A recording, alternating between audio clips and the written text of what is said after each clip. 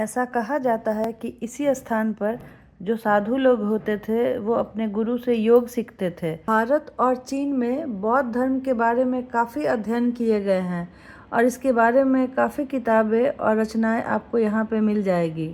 इसे प्राचीन नालंदा विश्वविद्यालय की शैली के आधार पर ही बनाया गया है।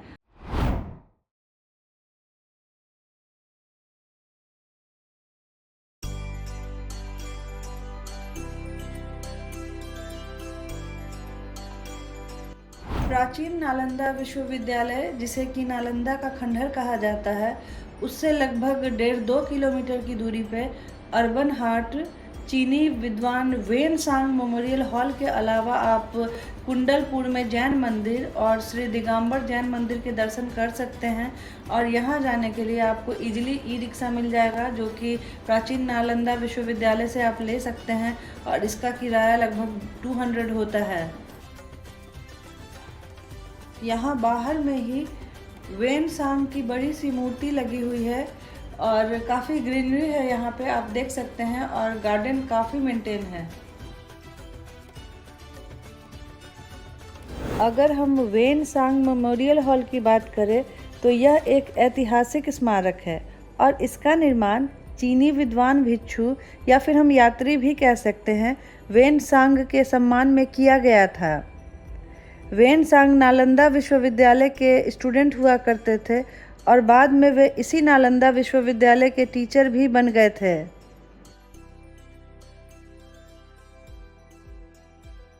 इस स्मारक की हम बात करें तो ये सूरजपुर झील के किनारे प्राचीन नालंदा विश्वविद्यालय के खंडहर के पास में ही स्थित बिहार के सबसे प्रसिद्ध दर्शनीय स्थलों में से एक है। ऐसा कहा जाता है कि इसी स्थान पर जो साधु लोग होते थे वो अपने गुरु से योग सीखते थे और अब इस स्थान पर स्मारक कक्ष बनाया गया है। अगर हम इस मेमोरियल हॉल की बात करें तो इसका निर्माण 1960 में शुरू हुआ था और 1984 में ये पूरा हुआ था बनकर। दीवालों पे जो पेंटिंग लगी हुई है उसकी खूबसूरती देखते ही बनती है और आपको देखकर ऐसा लगेगा मानो आप वेन सांग की जीवनी को काफ़ी करीब से देख रहे हैं। भारत और चीन के सांस्कृतिक संबंधों को बढ़ाने के उद्देश्य से ही इस मेमोरियल हॉल का निर्माण किया गया था। इसे प्राचीन नालंदा विश्वविद्यालय की शैली के आधार पर ही बनाया गया है और यहाँ पे आपको वेन सांग के जीवन के बारे में काफ़ी कुछ जानने को मिलेगा। यहाँ पे आप भगवान बुद्ध की मूर्तियों को देख सकते हैं और साथ ही साथ यहाँ पे जुआन जैंग की रचनाएं भी हैं।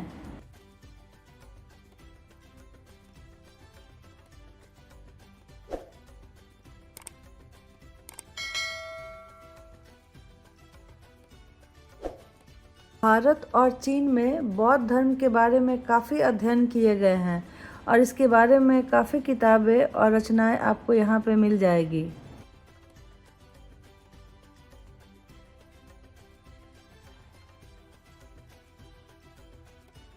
बाहर में हल्की हल्की बारिश हो रही है और मौसम काफ़ी सुहाना है और चारों तरफ आप ग्रीनरी को देख सकते हैं जो कि काफ़ी सुंदर दिख रहा है।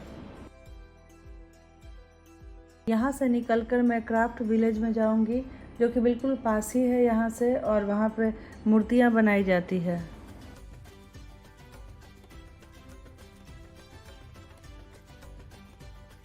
फाइनली मैं पहुँच चुकी हूँ क्राफ्ट बाज़ार, जिसे कि शिल्पग्राम भी कहा जाता है, और यहाँ पे आपको मूर्तियों की भंडार देखने को मिलेगी और यहाँ पे होलसेल प्राइस पे आप मूर्तियाँ परचेज कर सकते हैं। आप देख सकते हैं यहीं पे सांचे में मूर्तियाँ बनाई जाती है और फिर उसे दीवारों पे टांग कर सुखाया जाता है और बाद में उसमें कलरिंग की जाती है। तो आप देखिए यहाँ पे बहुत सारे भगवान की भी मूर्तियाँ हैं। यहाँ पर थोक भाव से मूर्तियाँ बनाई जाती है और ज़्यादातर मूर्तियाँ फीमेल के द्वारा ही तैयार की जाती है। सबसे पहले प्लास्टर ऑफ पेरिस का घोल बनाया जाता है और फिर उसे सांचे में डाला जाता है और फिर मूर्तियों को तैयार किया जाता है।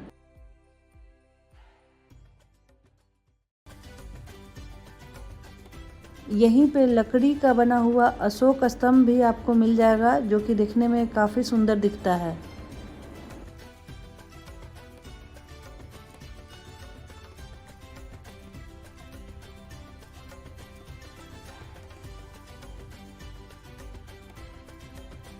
यहाँ पर आपको भगवान बुद्ध की मूर्तियों के साथ साथ हिंदू देवी देवताओं की मूर्तियाँ भी मिल जाएगी।